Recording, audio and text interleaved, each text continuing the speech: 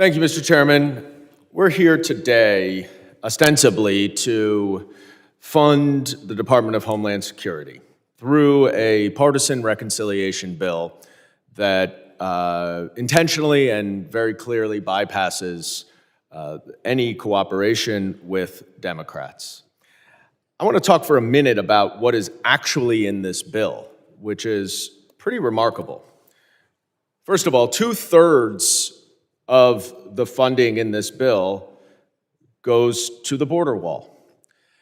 Now, you can make arguments about the border wall all you want. Obviously, we know it's a pet project of the president. Would it be better if we had a border wall to keep the border safe? Probably. But is it really the most effective use of $46 billion? Of course not. Because not included in here is any funding for the actual effective methods of keeping the border secure. We live in a technological world right now where building a wall where we've seen people scale it very easily, where we've seen it fall down because of the wind, is a relic from the 1950s that should not be what our government is spending $46 billion on.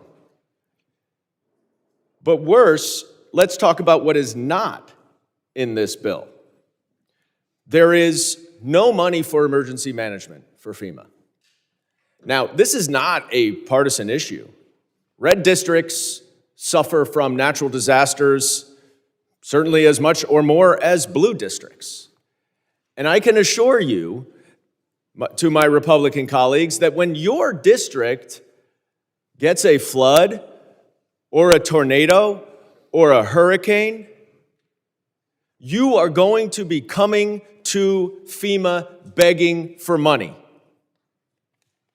And I don't want to hear a single word from any of my Republican colleagues about where is FEMA when they need emergency management support.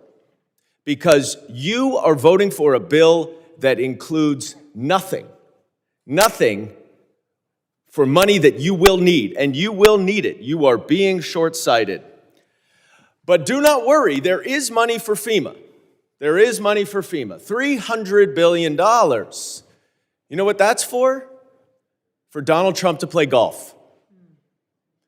$300 million to reimburse local law enforcement for presidential protection related to activities by the president. $300 million. Donald Trump has played golf 24 out of his first 99 days. That is a quarter of the days. So you are funding a bill that does not give any money for natural disasters, that does not repay towns, cities, states for the tremendous amount of money that they have paid out for our immigration system to operate? Nope. And that's red districts too.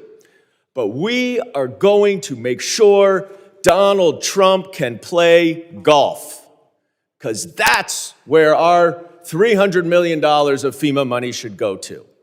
It's a disgrace. And it's a disgrace that none of my Republican colleagues will speak up against this money for golf, against the obvious and egregious due process violations. I know you. I know you are good people. I know you care about due process. You care about the rule of law.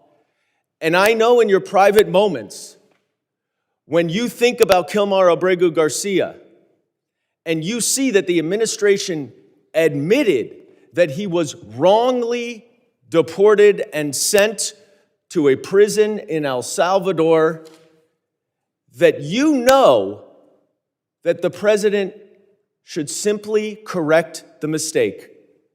Bring him back home so he can go through the proper court system. When are you going to speak publicly? When are you going to speak out for simple due process, which is the bedrock of our country? because now it's going from Kilmar Abregu to American citizens, and who knows when it will be next. Donald Trump's not listening to me, but he will listen to you all. And I urge you to speak up for the good of our Constitution. The gentleman's time has expired.